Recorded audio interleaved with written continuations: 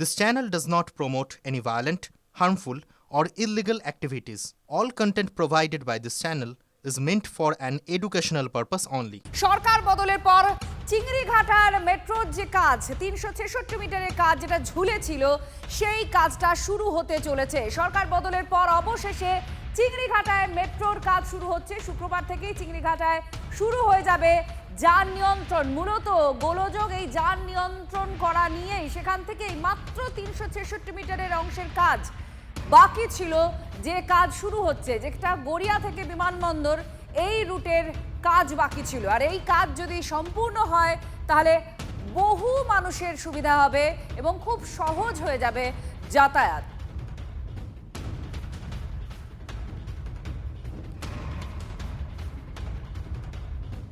শহরের বুকে একাধিক জমি জটিলতার কারণে আটকে থাকা মেট্রো প্রকল্পগুলি আবার নতুন করে স্বপ্ন দেখাতে শুরু করেছে কলকাতা মেট্রো প্রশাসনকে, যার মধ্যে অন্যতম হচ্ছে চিংড়িঘাটা মোড়ে এই অংশটি। কবি সুভাষ কলকাতা বিমানবন্দর বা জয় হিন্দ মেট্রো প্রকল্পের অধীনে থাকা এই চিংড়িঘাটা মেট্রো অংশে প্রায় ৩৬৬ মিটার অংশে দীর্ঘদিন ধরেই জমি জটিলতার কারণে গার্ডার বসানো সম্ভব হয়নি। অবশেষে 15ই মে থেকে কাজ শুরু হতে চলেছে। মেট্রো সূত্রে খবর, প্রথম দফায় 15 থেকে 17ই মে কাজ হবে রাত 10টা থেকে ভোর 5টা পর্যন্ত।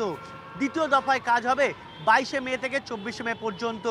অর্থাৎ এই 3-6 দিন রাতে কাজ করার ফলে এই পুরো স্তম্ভগুলোর উপরে গার্ডার বসানো সম্ভবপর হবে বলেই মেট্রোর তরফে জানানো হয়েছে। এমনকি এই জটিলতা কেটে যাওয়ায় এই পরিষেবা ডিসেম্বর থেকে শুরু করে দেওয়া সম্ভবপর হবে বলেও কলকাতা মেট্রো কর্তৃপক্ষ নিশ্চিত করেছে।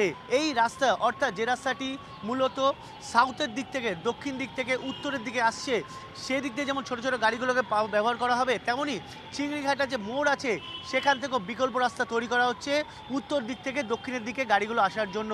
অর্থাৎ সব মিলিয়ে কলকাতা ট্রাফিক প্রশাসন যেমন তৈরি, তেমনই কলকাতা মেট্রো কর্তৃপক্ষ তৈরি। ক্যামেরায় সমর্দয়ের সঙ্গে শান্ত ভট্টাচার্য, টিভি9 বাংলা, কলকাতা। সাধারণত এই ধরনের সেগমেন্টাল কনস্ট্রাকশন যেগুলো হয়, এর মধ্যে ভারবাহী স্তম্ভ যেগুলো তৈরি হয়ে গেছিলো, যেমন হচ্ছে যে পায়ার তৈরি হয়ে থাকে, এবং এখন যেগুলোর উপর মূলত গার্ডারগুলোকে হচ্ছে যে প্লেস করা হবে।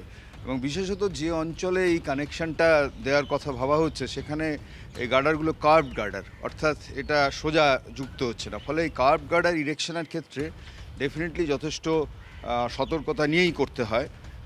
স্পেশালি তার মধ্যে হচ্ছে তার বিয়ারিংয়ের উপর ঠিক করে গার্ডারগুলোকে বসানো, এটা একটা বড় ইস্যু।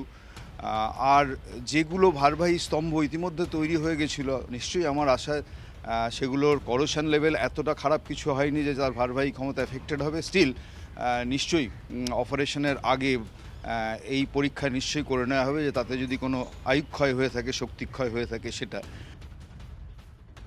মেট্রো প্রজেক্টগুলো সমস্ত থমকে দাঁড়িয়ে রয়েছে, আগের সরকার করতে দেয়নি।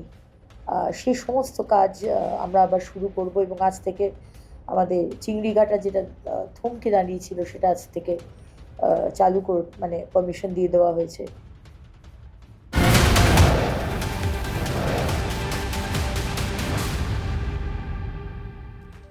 স্কুলে প্রার্থনার সময় গাইতে হবে বন্দে মাতারাম আজ থেকে।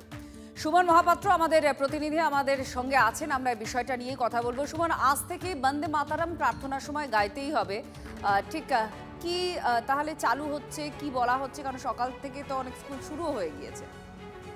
দেখো, একেবারে গতকাল রাত্রিবেলা এই হোয়াটসঅ্যাপ বার্তা বিভিন্ন প্রধান শিক্ষকের কাছে পৌঁছেছে স্কুল শিক্ষা দপ্তর থেকে, যেখানে বলা হয়েছে যে বন্দে মাতরম গাইতে হবে জনগণ মনর পাশাপাশি। তুমি জানো যে পূর্বতন সরকার রাজ্য সঙ্গীত প্রচলন করেছিল এবং তারা বলেছিল প্রার্থনার সময় রাজ্য সঙ্গীত গাইতে হবে। ফলে এখন 3টে গান গাওয়ার নির্দেশ রয়েছে প্রধান শিক্ষকদের ওপরে। ফলে প্রধান শিক্ষকরা খানিকটা বিভ্রান্ত যে জাতীয় সঙ্গীত তো গাইতেই হবে, তার সঙ্গে বন্দে মাতরম যুক্ত হলে এবার কি রাজ্য সঙ্গীতটা গাইতে হবে নাকি গাইতে হবে না, সে নিয়ে সুনির্দিষ্ট নির্দেশিকা তারা চাইছেন। আপাতত অ্যাজ অফ নাও 3টে গান দিয়ে প্রার্থনা শুরু হবে স্কুলে। ধন্যবাদ। সুমন আমাদের প্রতিনিধির সঙ্গে ছিল।